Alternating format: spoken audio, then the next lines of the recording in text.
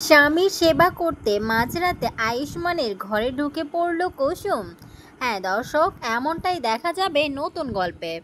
বিস্তারিত জানতে চ্যানেলটিতে লাইক দিয়ে সাথেই থাকুন, ভালো লাগলে সাবস্ক্রাইব করে রাখার অনুরোধ থাকলো। নতুন গল্পে দেখা যাবে যে কুসুম হঠাৎ করে মাঝরাতে আয়ুষ্মানের ঘরে ঢুকে পড়ে আর বলতে থাকে, দেবীমা তো আমাকে মানা করেছিল এই ঘরে ঢুকতে, কিন্তু আয়ুষ্মান তো আমার স্বামী, আমি তো তার ঘরে না ঢুকে থাকতে পারি না। সে তো এখন অসুস্থ, আমাকে তো তার সেবা করতেই হবে। আমি যদি এখন তার সেবা না করি, সে কিভাবে নিজ পায়ে উঠে দাঁড়াবে। এমনটাই বলতে থাকে আর আয়ুষ্মানের পা ধরে পায়ের দিকটা ঠিক করতে থাকে।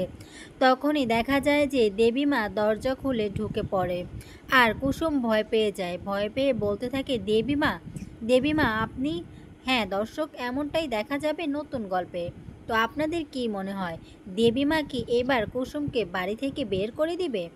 বিস্তারিত জানতে আমার চ্যানেলটির পাশেই থাকুন, ভালো লাগলে সাবস্ক্রাইব করে রাখার অনুরোধ থাকলো। আবারও চলে আসবো নতুন পর্বের আপডেট নিয়ে।